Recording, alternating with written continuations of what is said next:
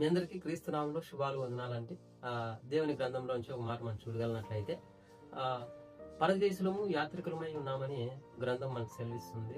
మనది ఈ లోకం కాదు కదా, మనది ఆ లోకం. అంటే ఒక సాల్మన్ ఫిష్ అని ఒక చేప మనకి ఇప్పుడు చూస్తున్నాం. ఆ చేప మంచినీటిలో పుట్టే చేప. మంచినీటిలో పుడుతూ కొన్నాళ్ళు అక్కడ ఉండి నదుల గుండా ప్రయాణం చేస్తూ సముద్రానికి చేరుకుంటూ సముద్రంలో బ్రతుకుతుంది కొన్నేళ్ళు. అలా బ్రతికిన తర్వాత దాని చావు అనేది దానికి ముందే తెలుస్తుంది. అది దాని చావు అనేది ముందే తెలిసినప్పుడు అది మళ్ళా యూటర్న్ తీసుకొని మళ్ళీ దాని పుట్టిన ప్రదేశానికి, ఆ ప్రాంతానికి మళ్ళా ప్రయాణాన్ని ప్రారంభిస్తుంది.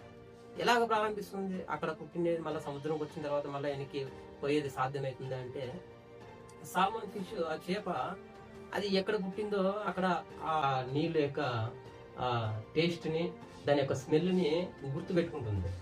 అలాగా నది ఆయా ప్రాంతాల గుండా ప్రయాణం చేస్తున్నప్పుడు ఆ నీరు ఒక ఎర్ర నేల, రాగి నేల, ఇట్లా అన్నీ భూమి చేంజ్ ఉంటుంది కదా, అది ఏ ప్రాంతానికి వెళ్ళినా కానీ నదుల గుండా ప్రయాణించినప్పుడు అది గుర్తు పెట్టుకుంటూ అది సముద్రానికి ప్రయాణం చేస్తుంది. మళ్ళీ అది వెనక్కి వచ్చేటప్పుడు ఆ స్మెల్, ఆ నీటి టేస్టు అది తెలుసుకుంటూ పసిగడుతూ అది దాని పుట్టిన ప్రదేశానికి వెళ్తుంది.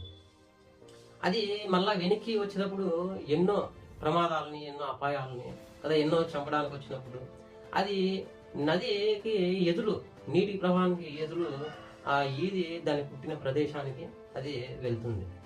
అలాగే మనం కూడా మనది ఆలోకం కనుక మళ్ళా మనము ఆ లోకాన్ని మనం చేరుకోవాలంటే ఆ ఫిష్ ఎలాగైతే మళ్ళీ దాని పుట్టిన ప్రాంతానికి ఎలాగైతే చేరుకుంటుందో మనం కూడా మనం ఉన్న లోకానికి మనం కూడా చేరుకోవాలి.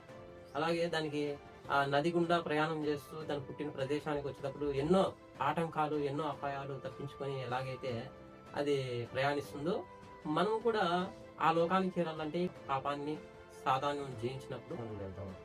దేవుడి వాక్యం దీవించిన